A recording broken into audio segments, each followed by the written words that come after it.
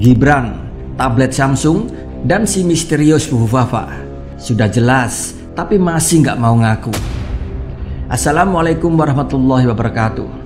Halo Sobat RJ, kalian tahu nggak kalau ada cerita yang unik yang lagi rame soal wakil presiden kita yang baru, yaitu Mas Gibran Raka Buming Raka. Jadi gini sob, sejak September 2024 kemarin, ada sebuah akun misterius di Kaskus yang namanya Fufufafa. Nah, akun ini sering bikin geger dengan komentar nyelenehnya. Bahkan di sini, akun Fufufafa ini suka nyenggol beberapa tokoh politik, salah satunya termasuk Prabowo.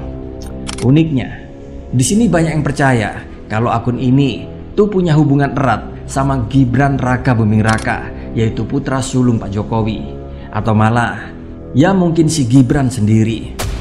Segala macam bukti-bukti valid telah netizen kemukakan di media sosial, mulai dari postingan yang sama antara Fufufafa dan Cilipari. Nomor HP yang diduga milik Gibran terdaftar di akun Fufufafa. Dan di sini banyak sekali netizen yang melakukan investigasi secara digital. Akhirnya pun banyak pula bermunculan bukti-bukti yang mengarah ke Gibran. Bahkan sampai akun GoPay yang terdaftar atas nomor HP yang diduga milik Gibran dibongkar oleh netizen.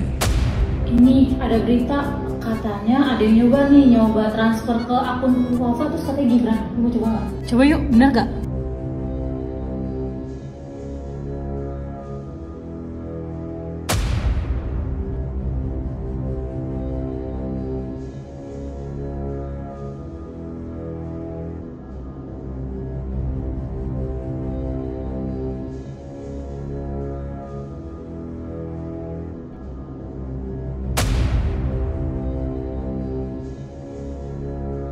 Di sini pun banyak netizen yang terus menggali lebih dalam, yaitu dengan investigasi digital kecil-kecilan.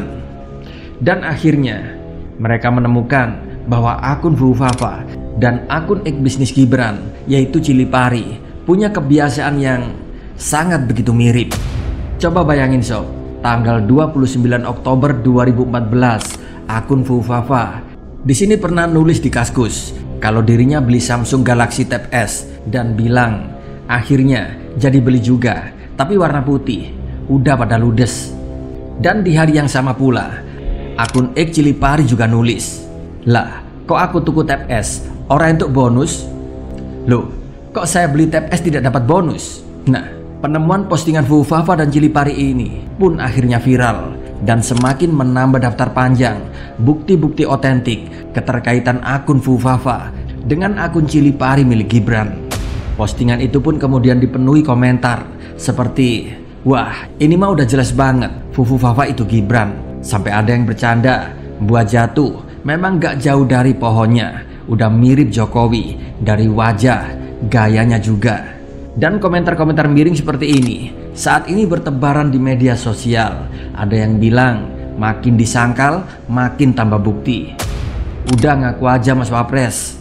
Bahkan sampai ada yang nyeletuk kalau dulu Jokowi blusukan ke pasar, sekarang anaknya blusukan ke medsos buat ngomel-ngomel. Bayangin sob, sebuah akun yang misterius dan ternyata punya selera yang sama dengan Gibran, yaitu dalam membeli tablet. Di sini pun netizen sudah nggak tahan buat komentar, bahkan bilang, kok bisa ya tanggal dan barangnya sama persis.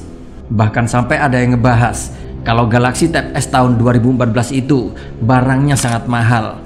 Dan kalau itu orang biasa, yang karyawan biasa, pasti nggak mungkin untuk bisa membeli barang dengan harga 7 juta rupiah di Solo waktu itu. Bayangin, tahun segitu, yaitu tahun 2014, gaji UMR di Solo hanya cuma 1 juta lebih sedikit. Jadi kalau ada yang beli Galaxy Tab, ya jelas-jelas itu bukan karyawan biasa. Jadi di sini makin tidak masuk akal kalau ada yang bilang kalau akun Fufufafa itu admin atau karyawan Cilipari. Bener gak? Cerita ini pun makin menarik karena Gibran sendiri sampai sekarang bungkam 1000 bahasa. Setiap kali ditanya soal Fufufafa, jawabannya cuma senyum-senyum. Dan kalau memang benar akun Fufufafa ini bukan milik dia, ya mending dibantah tegas dong. Tapi ini malah kayak disengaja bikin netizen makin penasaran. Mungkin sih biar seru kali ya. Tapi kalau dipikir-pikir sih, apa nggak aneh ya? bukannya sebagai pejabat publik. Apalagi wakil presiden, Gibran harusnya bisa lebih tegas. Klarifikasi dong kalau memang isu itu nggak bener. Bahkan sampai ada yang bilang, ngaku aja wahai wapresku. Bahkan yang lebih miris, kalau seorang pejabat sekelas wakil presiden malah dicurigai punya akun anonim buat ngomel-ngomel soal politik. Ini nih yang bikin kita semua gelisah. Sebenarnya masalahnya bukan sekedar soal tablet Samsung atau akun anonim Fufafa saja. Tapi di sini menunjukkan ada sesuatu yang lebih dalam, yaitu soal transparansi serta kejujuran. Rakyat di sini semakin hari semakin cerdas, semakin kritis. Setiap langkah yang dilakukan oleh para pemimpin, setiap kata yang keluar, semua itu diperhatikan. Dan di dunia yang serba digital ini, setiap pemimpin harus bisa transparan, jujur, serta terbuka. Apalagi kalau sampai ada tuduhan atau dugaan seperti ini, rakyat pasti nggak akan puas cuma dengan jawaban senyuman ataupun lempar sana sini. Apalagi posisi Gibran saat ini sebagai wakil presiden. Kalau buat ngejawab isu-isu kecil saja susah, gimana nanti kalau harus menjawab soal-soal yang besar? Sebenarnya sih, kasus mengenai akun Fufafa ini sudah ada yang melaporkan.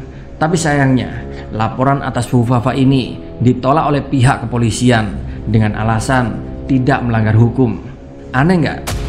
Dan menurut beberapa riset, transparansi di pemerintahan itu bisa meningkatkan kepercayaan pada publik.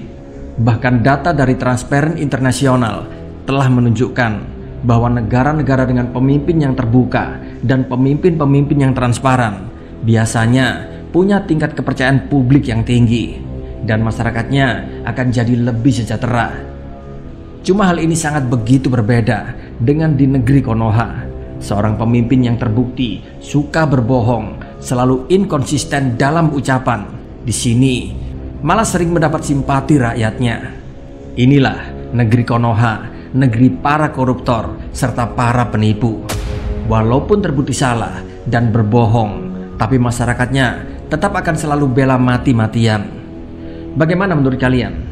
Wassalamualaikum warahmatullahi wabarakatuh.